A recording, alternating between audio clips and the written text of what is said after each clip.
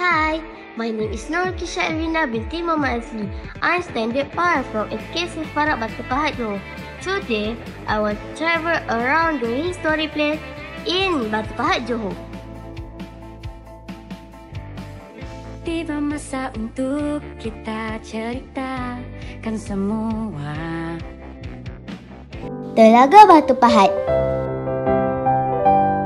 Telaga Batu Pahat at Pantai Minyak Beku is a historical and legendary site located in the town of Batu Pahat district of Johor, Malaysia.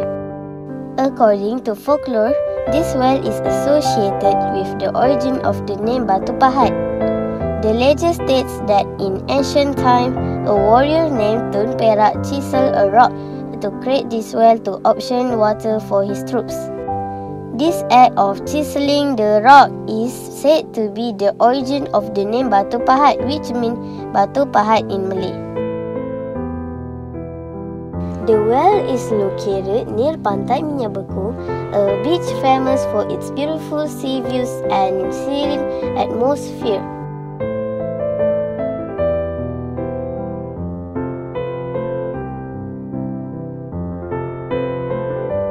Galeri Dato' On Batu Pahat. Galeri Dato' On is located in the town of Batu Pahat, Johor, and is a gallery dedicated to commemorating the life and contributions of Dato' On Jaafar, a significant figure in Malaysian history.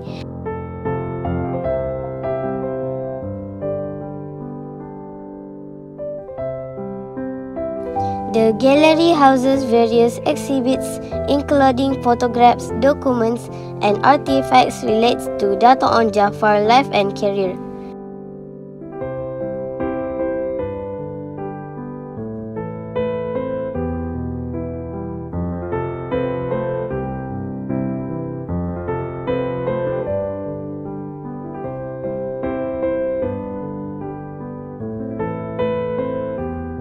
Through this display, visitors can learn about his contribution to politics, education, and national development.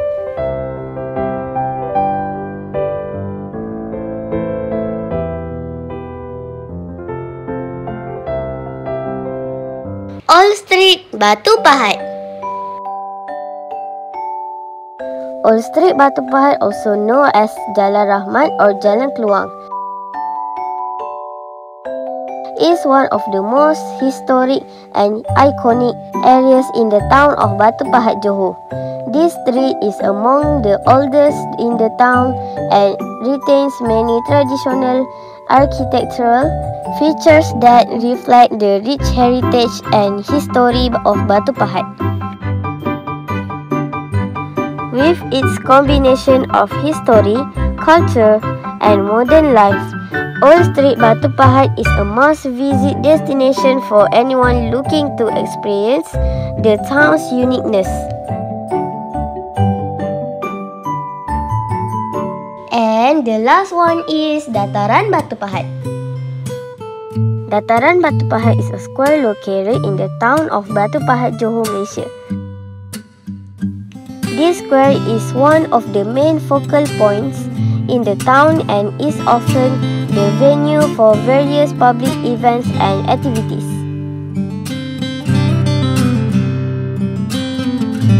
Dataran Batu Pahat is situated near several important landmarks in the town, such as the Batu Pahat Clock Tower and the Christ the King Church.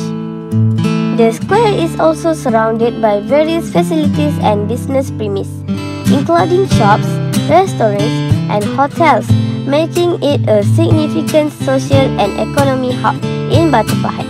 It frequently hosts cultural events, celebrations, and public performance, attracting many locals and tourists alike.